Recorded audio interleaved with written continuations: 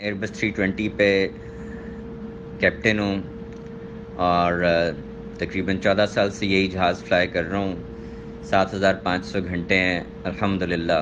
اور میں check year مین بھی اس جہاز پہ رہا ہوں، جس کو پاکستان میں ڈیزگنیٹڈ چیک پائلٹ یا TRE کہتے ہیں. جہاز شروع سے ہی پروفائل پہ بہت اونچا آ رہا تھا، اور جو پہلی کال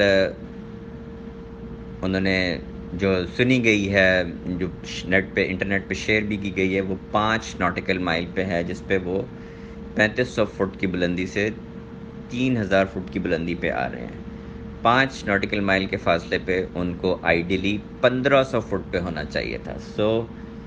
کسی بھی معیار سے وہ پروفائل پہ نہیں تھے، جبکہ ATC نے بالکل صحیح ان کو کال دی کہ ٹرن کریں لیفٹ 180 ہیڈنگ پہ، تاکہ دوبارہ سے چکر لگا کے آئیں اور ڈسینٹ پروفائل پہ آ جائیں. انہوں نے انسسٹ کیا کہ وہ کمفرٹیبل ہیں، اور اسٹیبلشڈ ILS کی کال دی، جس کا مطلب ہے کہ وہ ڈسینٹ پروفائل پہ بھی بالکل ٹھیک ہیں اور دائیں بائیں بھی نہیں ہیں. تو اگر یہ دبئی وغیرہ میں ہوتے تو کنٹرولر ان کو کبھی بھی لینڈنگ کلیئر نہ کرتا، لیکن کیونکہ ہمارے یہاں کلچر ہی ایسا ہے، they insisted, so they were cleared for the approach. اب ہمارے یہاں ایک پروسیجر فالو ہوتا ہے، گلائڈ سلوپ فرام ابو، کہ اگر ہائی ہیں تو ریٹ آف ڈسینٹ زیادہ کریں گے، نیچے آنے کی کوشش کریں گے. آٹو پائلٹ آن کے ساتھ کرنا ہم سکھاتے ہیں، چاہے ان کا آٹو پائلٹ آن تھا یا وہ مینولی کر رہے تھے، وہ ہائی آتے رہے ہیں. وہ 1000 فٹ پہ ان کو ڈیسیجن لینا چاہیے تھا، گو راؤنڈ کا نہیں لیا. 500 فٹ پہ ایک آخری چانس ہوتا ہے جب ویزیبلٹی اچھی ہو، وہاں بھی انہوں نے گو راؤنڈ نہیں کیا، کیونکہ وہ ہائی تھے. انہوں نے جہاز کا جو تھرسٹ تھا، تھرسٹ لیورز وہ پیچھے کر لیے، یعنی اس کا تھرسٹ ختم کر دیا جلدی تاکہ وہ لینڈ کریں، لیکن سپیڈ زیادہ ہونے کی وجہ سے ان کا ٹچ ڈاؤن نہیں ہو سکا.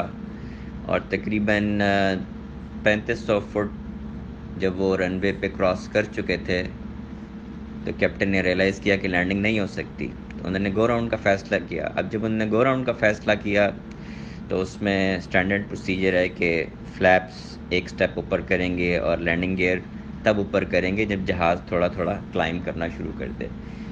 لیکن فرسٹ آفیسر نے پرابلی فلیپس بھی اپ کر دیے، گیئر بھی اپ کر دیے، اس کی وجہ سے جہاز تھوڑا سا سنک ہوا. تھرسٹ کو آنے میں دیر لگتی ہے جب وہ آئیڈل سے اس کو میکس پاور پہ کریں. یہاں پہ تقریباً 4000 سے 45 فٹ پہ اس کے لینڈنگ گیئر اپ ہو گئے ہیں، اور اس نے جہاز کے انجنز نے رن وے کو ٹچ کیا، پہلے ایک، پھر دوسرا، پھر دونوں، اور وہ انجنز یہیں پر ڈیمیج ہو گئے ہیں. اب چونکہ تھرسٹ آ گیا ہے، انہوں نے کلائم کیا، انہوں نے کہا ہم دوبارہ سے اپروچ کریں گے، لیکن یہاں بیچ میں کہیں ان کے انجنز نے پاور لوز کرنا شروع کی ہے اور ایونچولی وہ فلیم آؤٹ ہو گئے. جو تصویر بھی ایک شیئر کی جا رہی ہے نیٹ پہ، ان کے نیچے سے انجنز ڈیمیجڈ ہیں، اور لیفٹ سائڈ پہ ایک چیز نکلی ہوئی ہے، اس کو ریٹ بولتے ہیں، ریم ایئر ٹربائن. جب جہاز کی دونوں الیکٹرک AC بسز فیل ہو جائیں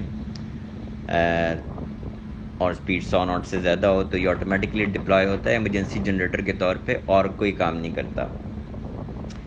تو وہ نظر آ رہا ہے کیونکہ انجنز فلیم آؤٹ ہو چکے ہیں. لینڈنگ گیئر اپ ہیں کیونکہ انہوں نے ٹیک آف دوبارہ سے گو راؤنڈ کے بعد اپ کیے تھے.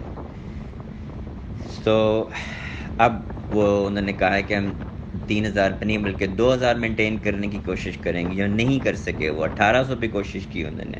اب فرسٹ آفیسر کی پینک سی کال ایک آئی ہے، جی کہہ کے اس نے ATC کو کہا ہے جلدی سے، اور اس نے کہا ہے کہ ہم we have lost both engines. کیونکہ کنٹرولر ان کو دیکھ چکا تھا کہ ان رن وے پہ انہوں نے لینڈنگ گیئر نہیں بلکہ دور سے دیکھنے میں بیلی لینڈ کیا تھا، تو اس نے پھر کہا ہے confirm you will belly land اور confirm you will do the belly landing.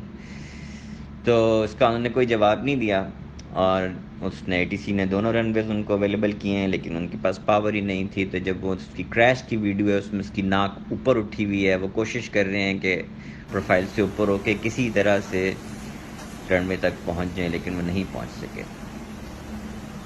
بہت ساری SOPs کی وائلیشن ہوئی ہے، بہت کچھ غلط ہوا ہے، اور کتنی قیمتی جانیں چلی گئیں. اللہ تعالیٰ سے دعا ہے اللہ ان سب کی مغفرت فرمائے اور ہم لوگوں کو ہدایت دے بحیثیت قوم کہ ہم سارے اپنے کام پروفیشنلی کرنا سیکھیں.